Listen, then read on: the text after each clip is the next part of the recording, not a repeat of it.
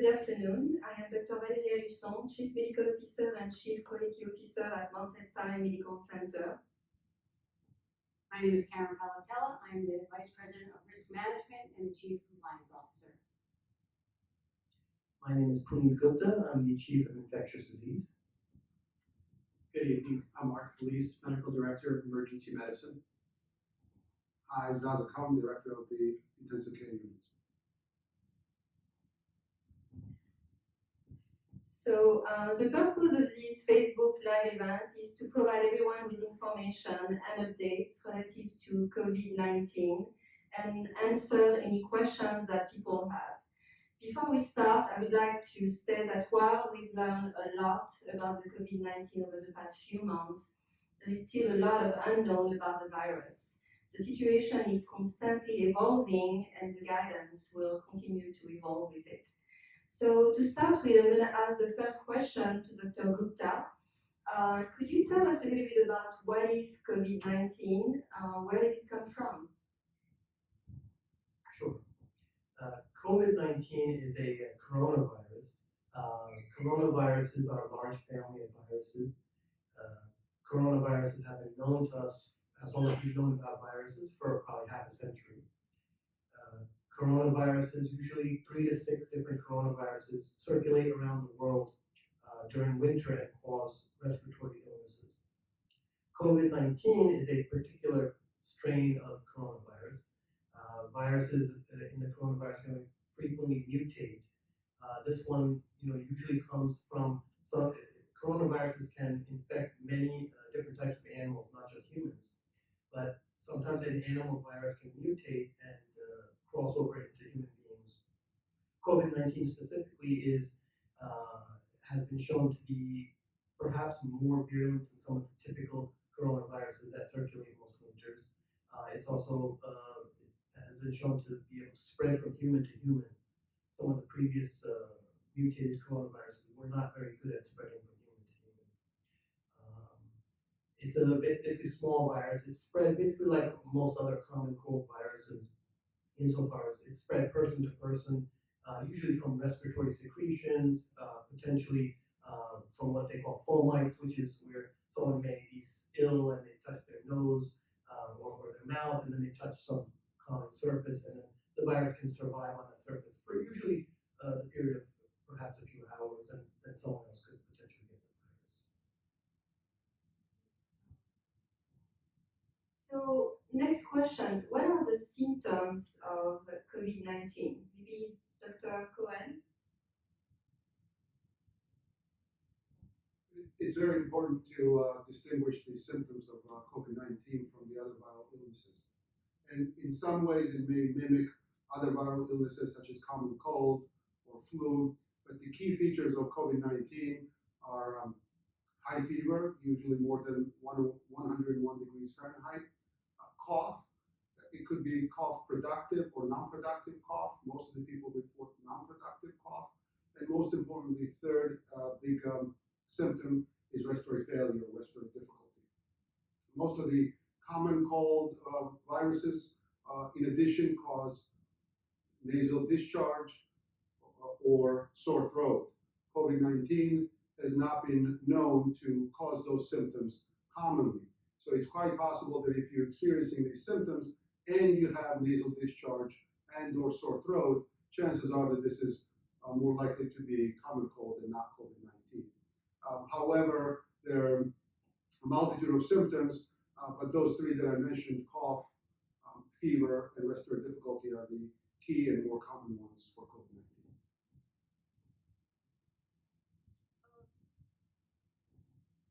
What are we doing in the hospital to prevent the spread of the virus? So we've been working on this now for a few weeks to try and find ways to safeguard all of our patients and visitors coming into the facility, as well as all of our staff. And one of the things that we've done is to put a screening process in place. And the screening process is for all visitors into our facility. So everyone coming into any of our entrances are going to be asked, or actually being asked, 3 questions to see if they have any risk factors for COVID-19. And if they do, then the appropriate steps are being taken. We started this in full force this week, and it's been very, very positive. Our patients seem to be really appreciative of the fact that we're taking steps to protect them throughout the facility. Dr. Kelly, could you tell us a little bit about what you are doing in the emergency room? So we put in place a triage screening process and protocol that Karen was talking about before to screen every patient coming into the emergency department. So whether they're walking in, somebody drops them off, or whether they come by EMS, they're going through this screening process. And if we have anybody that is a potential likelihood of having this virus, the process states that the nurse will put a mask on the patient, the charge nurse is alerted, we make room in our negative pressure isolation room, and the patient is brought immediately there. Then we have measures that we limit the number of personnel going in the room. So we'll have the primary nurse going in there, the physician that's assigned to that patient going in there, and they try to capture everything all at once, the history, the physical examination. If they feel that the tests are necessary, they're going to get the swabs for the test at that time. So to limit the exposure. We also instituted a sign-in sheet for each one of these rooms so that we can keep track of all personnel entering and leaving the room in case a patient does get diagnosed as having this virus. From there, Karen Paltella is involved, and she calls the Department of Health. They go through the screening process. We test for respiratory viruses, and then we also test for COVID-19 as we progress. I'm sorry, one more thing regarding that. It's important to know that the testing is not done on site, that we do send tests out of the facility. So if it's a Department of Health requested test, it goes to one of the state labs. And if it's a local test, we would send it through LabCorp. They're 12 to 24 hours for a state test and 3 to 5 days if the LabCorp is testing the patient. So I think that's important to know. So if I'm sick and in the community, what should I do to avoid spreading the disease? Probably the most, as with any respiratory virus, a lot of it is sort of common sense and sort of simple mechanisms you can do to minimize the exposure of people. If you're sick, but not terribly ill and you have respiratory symptoms, basically staying home, avoiding contact with other people if it's not necessary, avoiding public spaces as much as possible. Those would be the main measures. And of course, as we all hear in the media, avoiding touching your face, washing your hands as much as possible. For people who are asymptomatic, that would be reasonable. Yeah, I think there's. So, Dr. Cohen, one of the questions that we've been having is there a vaccine? Do we have a treatment against COVID-19? So I think there are two questions, one about vaccine and one about treatment, and unfortunately the answer is no to both of them. The better question is when are we going to have the treatment and when are we going to have the vaccine? I think the vaccine is being developed, and when it will be commercially available, I'm not sure, probably in a couple of weeks. The better question about the vaccine is, yes, we have one, but how effective is it? And determining that will probably take months because we have to administer the vaccine to a number of people, not just hundreds, maybe thousands of people, administer the vaccine and see how many of them develop disease 6 months later. So really knowing that we have a good vaccine that works, like we have for flu, for example, is going to take a while, maybe a year. I think Dr. Fauci, who's the world expert on this, said somewhere between a year and 18 months, we're going to have the vaccine. We're going to have the vaccine that we know that works. As far as the treatment goes, I think that people have been experimenting with various types of medications, some antiviral medications, and some regular non-antibiotic or non-antiviral medications. So we don't have a specific treatment for coronavirus. What we do have is some other medications that we know work for against the viruses. And those are, some of them are anti-HIV medications, some of them are anti-Ebola medications. And knowing whether or not those medications work for coronavirus, again, is probably a few months away, if not a year away, because just because one patient recovered after he or she received particular medication doesn't necessarily mean that that medication works against coronavirus. So again, short answer is no, and long answer is maybe we'll have vaccine and treatment, but we don't know when.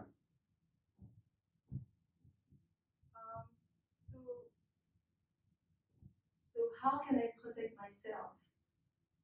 I go to work every day. I'm exposed to a lot of people. What can I do to protect myself? Same thing as I mentioned before. I think the most important thing is, again, we should try to stay as calm as possible.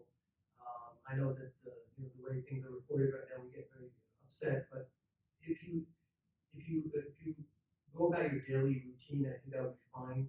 You really should focus on hand washing as much as possible. So we sort of subconsciously touch many common surfaces.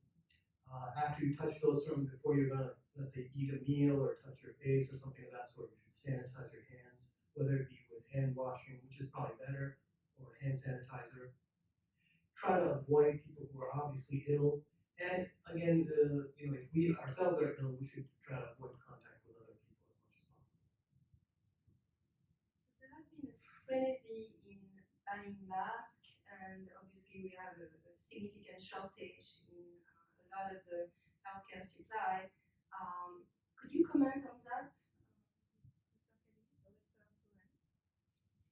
So we are taking care of our supplies in the emergency department, and we are putting them under lock and key, our N95 masks, and as people need them, we pull them out of our computer controlled system and hand them out to people.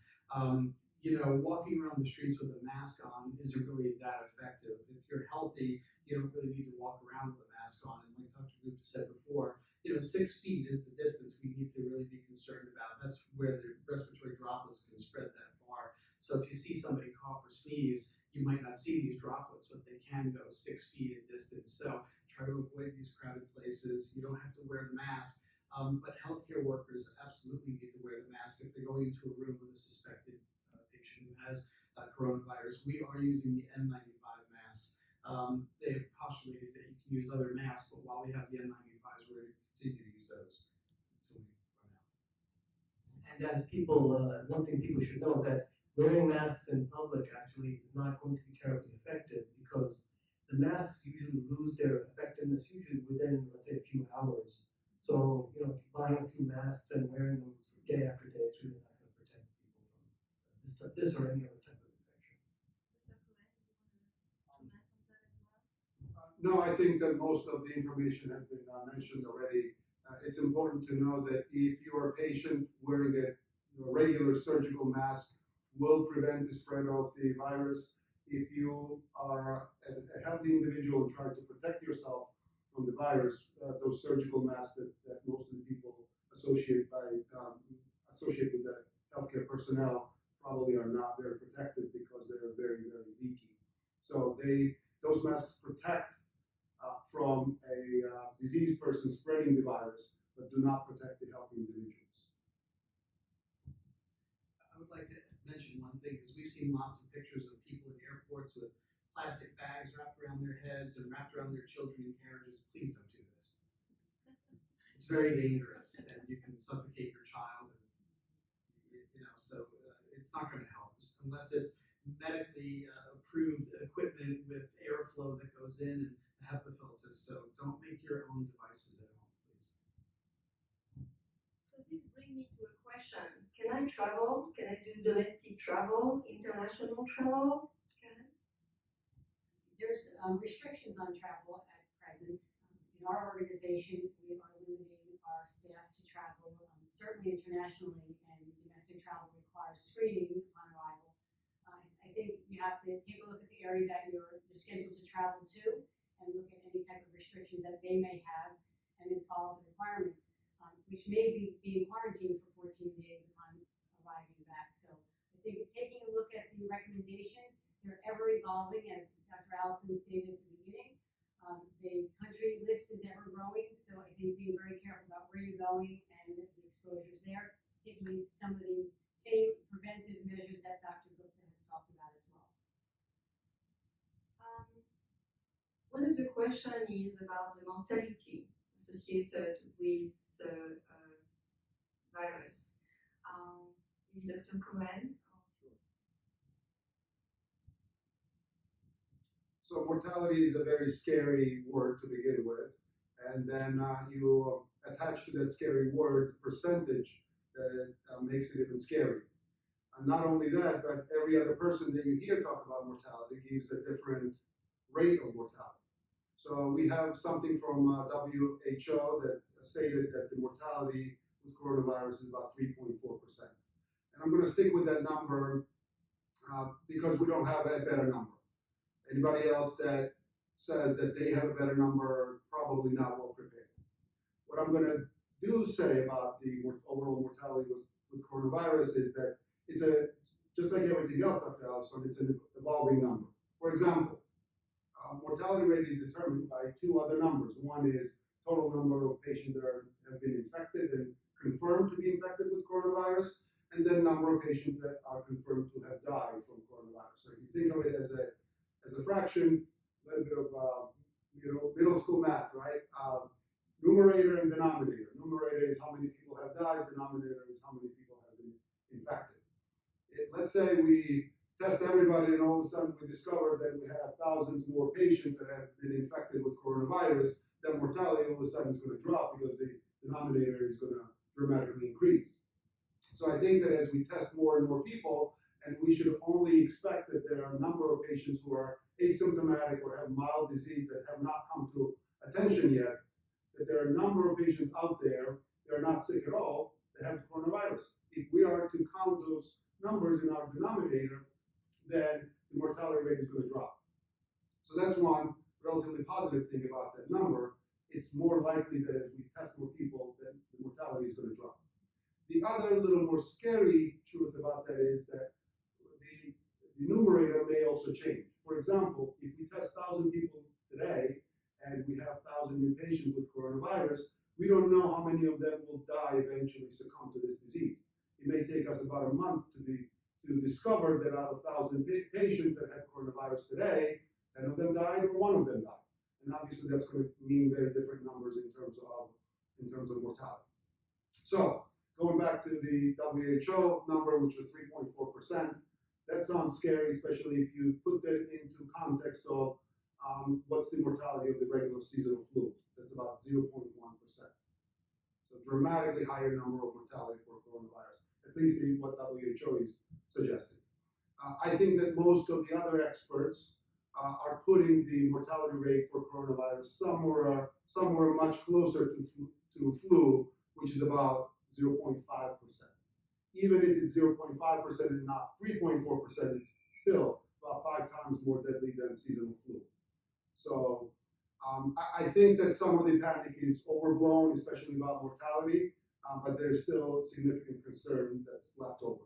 The other thing that I would like to mention about the mortality is that it's usually predominantly in patients who are elderly and otherwise ill. So if you're a young and healthy individual, you probably don't have much to worry about coronavirus. Maybe you'll get it, maybe you won't. But even if you get it, chances are that this will not be much worse than a common cold or seasonal flu or something of that extent.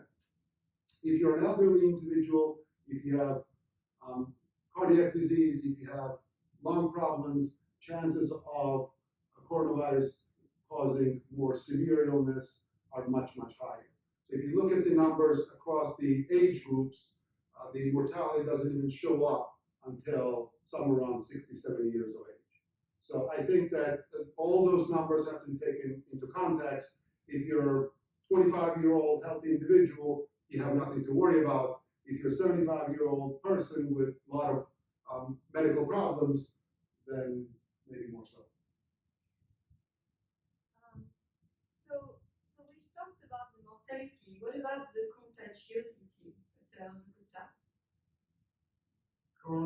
COVID-19, just like any other coronavirus, they do tend to be fairly contagious. They are more contagious than most viruses, including, let's say, herpes viruses that people have heard of. They're also probably more contagious than the influenza virus. This virus can live on surfaces, as I mentioned, common surfaces for several hours, even after an infected person has touched the surface and left. So this is a fairly contagious virus.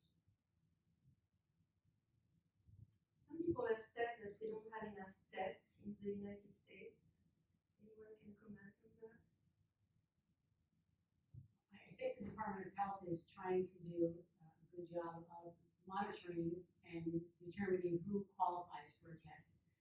So it has been a little bit of a struggle early on. The process is developing. Dr. Police and I spend a lot of time in the off hours on the phone, working through cases, going through the algorithms and determining if they meet criteria, speaking to the Department of Health. They make the decision if we need to test. The good news is that local labs now have the ability to test, so we'll expand our ability to test. It will not bring a result quicker because it's still going to take 3 to 5 days to get the result, but it will enable us to do a little bit more testing than we had been able to. One of the questions also that came up is about a possibility for the virus to die during the summer. Anyone wants to? Yeah, coronaviruses, as a general rule, are much less active in summer. They don't completely disappear necessarily, but they're definitely much less active in the warmer months. We also, our bodies also, the interaction between the virus and our bodies is such that when the temperatures are warmer, it doesn't infect us as efficiently. That's certainly a possibility. I think that's an unknown question at the moment because of this particular new strain of the coronavirus, COVID-19. But it's certainly possible, if it hopefully behaves like other coronaviruses in the past, that it may burn out as the season warms up. So I know you don't have a crystal ball, but what would you anticipate about the next upcoming months? I'm going to start with Dr. Cohen.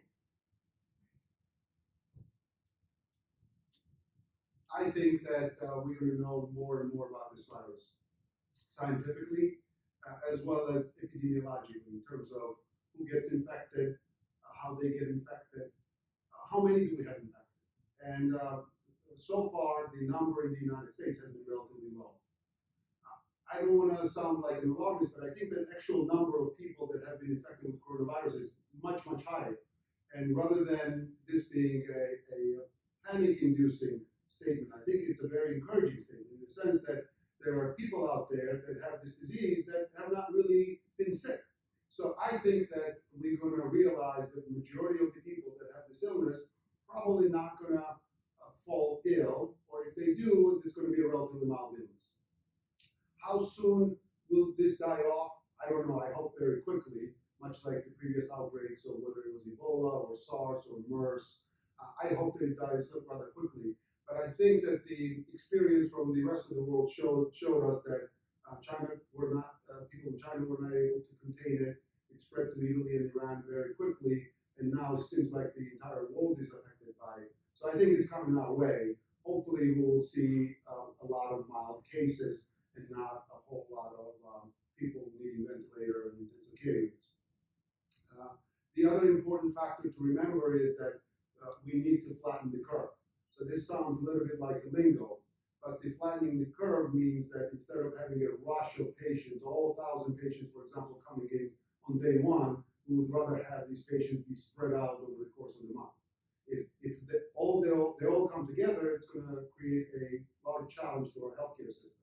If we are able to contain it in a way that, yes, 1,000 patients get sick, but that those 1,000 patients are spread over a month period of time, we're going to have a lot easier time, a lot better ways to treat those patients, as opposed to having them all appear at our doorsteps at the same time. So it's not that we're not going to have this disease, it's how aggressive it will be and how much will it strain our system, healthcare system or otherwise. Yes, we were talking before the conference today that the lessons learned from California IB conference, that the prodrome, or the symptoms that start very early in this virus, they learned that it was muscle aches or myalgias, and a cough, low-grade fever as opposed to the flu, how it comes on all of a sudden. But I think to add on to what Dr. Cohen said, when we talk about infectivity and continuing to spread this virus, they're finding that people are shedding RNA from this virus 1 to 4 weeks after the symptoms resolve. They don't know what the infectivity of this RNA that is shedding 1 to 4 weeks after. So it's really, we quarantine people for 14 days after exposure, but what are we doing, after they're sick, and how long are we watching them? And that's yet to be determined. I agree with Dr. Cohen. I think that as we progress in this situation, we're going to find that the denominator, we really don't know the number of people who have been infected. It probably is larger than what we think. Luckily, it does seem like most of the people have fairly mild illness. One of the things I find from my patients is that I think as we get ramped up with the testing process over the next few weeks, I think testing at virtually every commercial lab will become more common in the next few weeks. And I think that will help quite a bit in alleviating some of the anxiety that people have. If people have symptoms of a viral type of illness, we'll be able to test them more promptly and kind of give them an answer one way or the other. I think that will help quite a bit. I agree with everything that everybody has said. I think we just need to be prepared, and as an organization, we continue to try to do that. We're looking at alternate sites within our facility so that we can be prepared if we do have this large influx of people. Looking at a way to treat patients and treat them promptly, as Dr. Gupta said, but some other sites within our facility to help facilitate that process. So we're having a lot of questions coming. What are the 3 questions asked in the emergency room? So we're asking people if they come from an area where there is endemic disease. We're saying now Asia and Europe, we're not signifying separate countries. We're asking them if they've had contact with a person that has a confirmed case of disease, and then we're looking to see if they have symptoms like fever, cough, shortness of breath, and the severity of that. And that's a clinical judgment that we're using at triage in the emergency department. So those are the 3 key things that we look at right from the beginning to screen them and rule them in.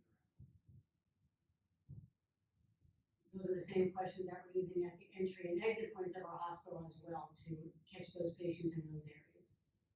So I know Dr. Cohen alluded to this a little while ago, but one of the questions is, who is the most vulnerable? What about the children?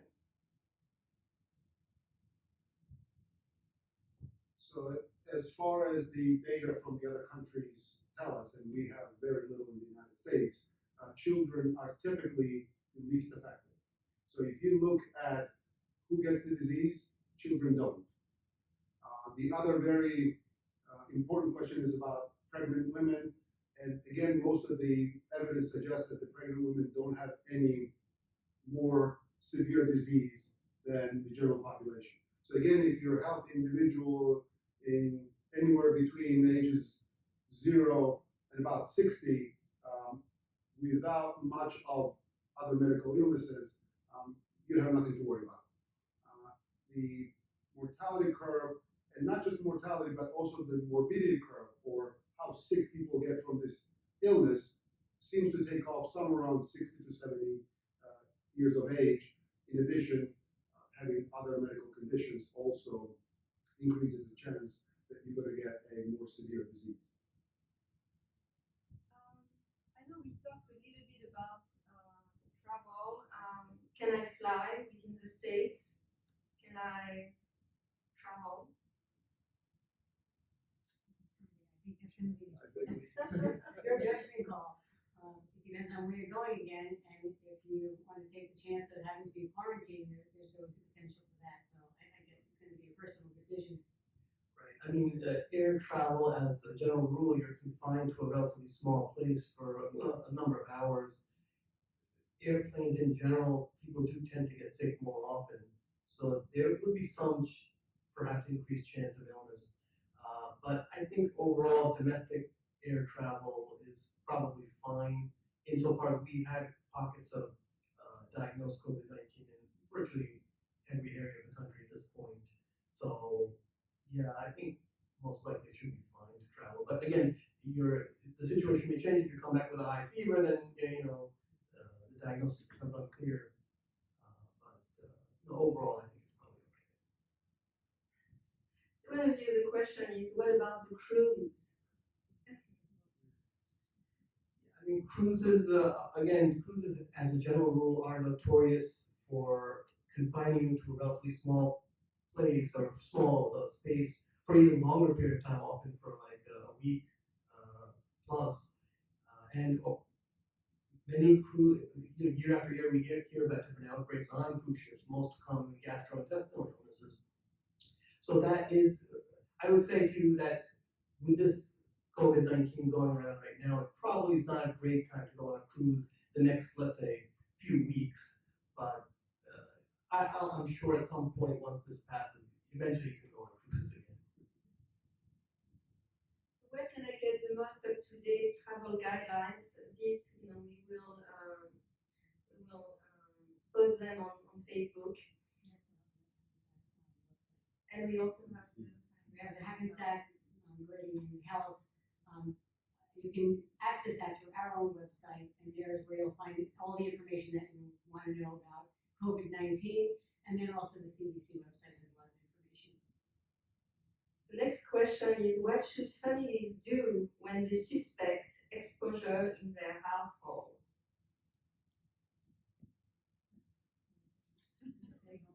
Stay home. First of all, stay home. No. I think that it would just be like we would act in the emergency room. You would have to probably confine that person to one area of the house or a room. Anybody, if this is a confirmed case, positive, I would treat it just like flu, even more cautiously. If you can get a hold of a mask, if you're going to take care of this person, probably a really smart idea to do this. Limit exposure, clean the most commonly touched surfaces in the house, doorknobs, countertops, handrails for your stairs. But most importantly is isolating that person and keeping them away from the rest of the family. And when we say close contact, the definition of close contact with someone infected is standing within 6 feet of that person for a prolonged period of time, hugging the person, kissing the person, anything that could expose you to respiratory droplets. Hand washing, as we said before, and more importantly, hand washing again, 20 seconds with soap and water, sing the happy birthday song at least twice. And if you're going to use alcohol-based cleaners, it has to be at least 60% alcohol cleaner, and you cannot use Tito's or Scotch to clean your hands. So Italy is under lockdown. Is this what's going to happen? 16 million people are under lockdown. Is this what's going to happen in the United States? I don't know. We really don't know. I sort of doubt that we would ever get to that stage. But again, it is an evolving situation. We really are not totally sure how this process is going to play out. We're still not totally sure how many people have been exposed.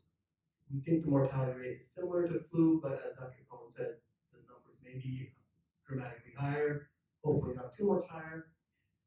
So it's hard to predict. I mean, international travel definitely right now, if you can put it off, is definitely not a great idea because this COVID-19 certainly seems more active in, let's say, Europe and Asia than it is here at this moment. Yeah, I couldn't really predict that necessarily. I would hope not. I don't think so. And as we said, as someone else said, question, if this behaves like other coronaviruses, which hopefully it will, as it gets warmer this May, we may see actually a dramatic drop in the activity. And some organizations have taken the step of closing down or canceling conferences. Some of the schools have moved to go to fully online classes. So I think that we're just going to have to wait and see as that evolves throughout certainly the country. So can I go out? Can I go to the movie? Can I go to the gym?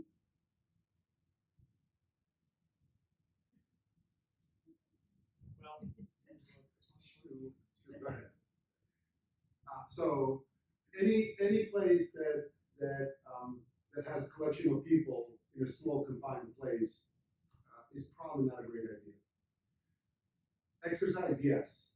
Maybe at home rather than a gym. Maybe get a rental movie rather than go to a movie theater. Get Netflix. I don't know what else is out there today. I think that it's common sense to avoid places that have a number of people in a small confined place. Anything we can do to avoid that would probably be a good idea for the next few weeks until we know better about this virus.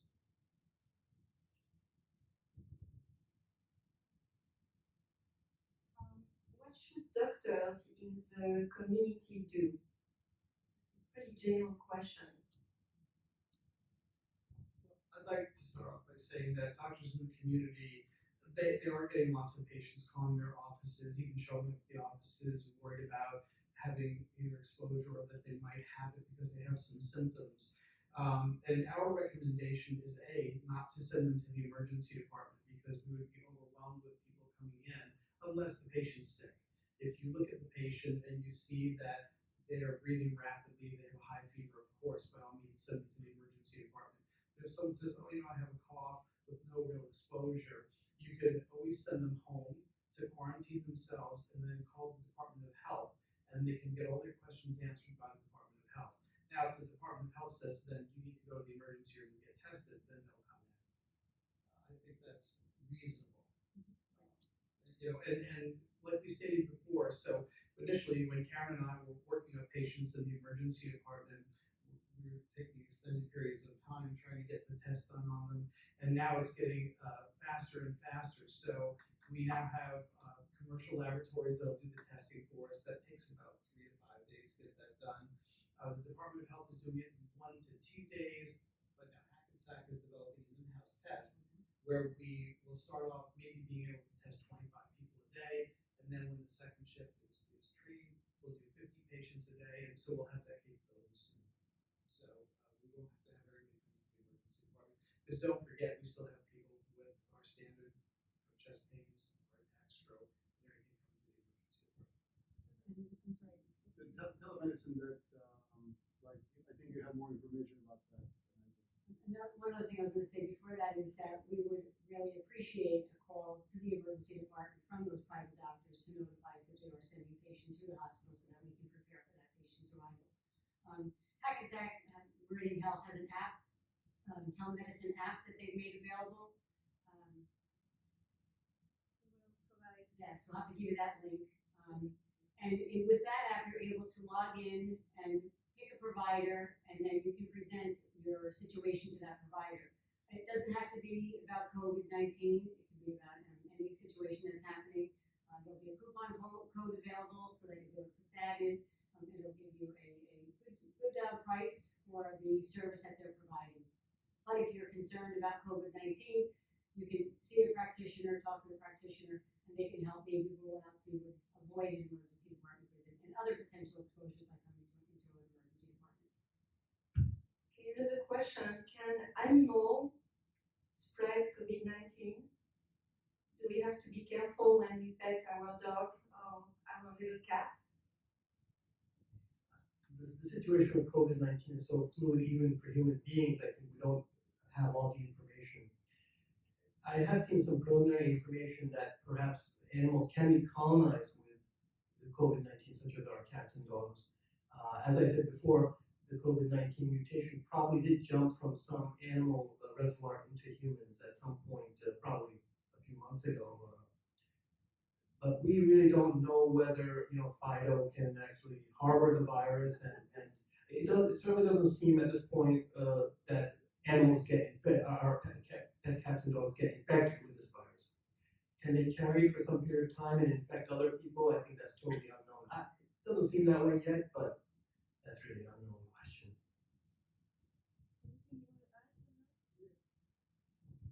I remember talking about this with the TB patients, and I think that the general consensus is that if you've been with that pet for previous month and you've been petting that pet for past month or two, there's no reason to stop now.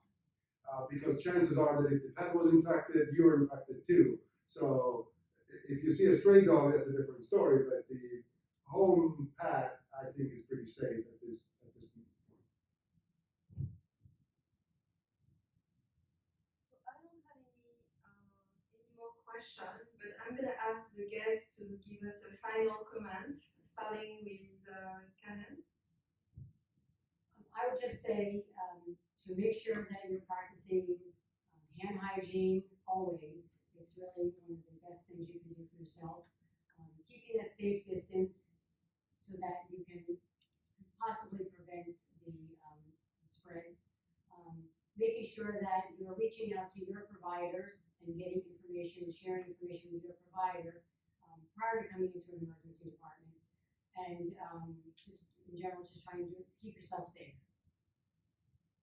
My take-home point would be stay calm. If you're not really terribly sick, I think you don't need to worry too much. If you are sick, you should certainly seek assistance in the emergency department or with your primary care provider. I think we should, try our best to stay calm and not get too carried away with some of the stuff we read on, various perhaps dubious media sites. I'd like to say, practice safe social interactions. Remember the 6-foot rule. Remember what Dr. Cohen said before, don't go in crowded places where there's poor ventilation. And hand washing is going to be key. Try not to touch your face, your mouth. That's really how this is transmitted. But I think before we touched on it a little bit with Dr. Gupta, it's not the main mode of transmission, but there are droplets that can get on your phone or can get on something, and if someone else touches that, or if you touch something, we think the virus can last 9 hours, last I heard, on things called fomites or non-human, non-organic matter, and then you touch it and get it on your face, and you can potentially get the virus. Again, we don't know what the transmission rate is with that, but it's a potential. It's tough. I got last call, so I have not much to add, but I think I would reinforce what Dr. Gupta said: stay calm, stay home, unless you're really, really sick. I think that if we do the right thing, we should be able to weather this without much of impact on our society. I just want to give the app. The app is in the App Store, and it's called convenientcarenow.com, and you can utilize that for the telemedicine service. Okay, so stay calm, stay safe. I'm going to echo Karen, who said that wash your hand. Don't forget that standard precautions are really the cornerstone for prevention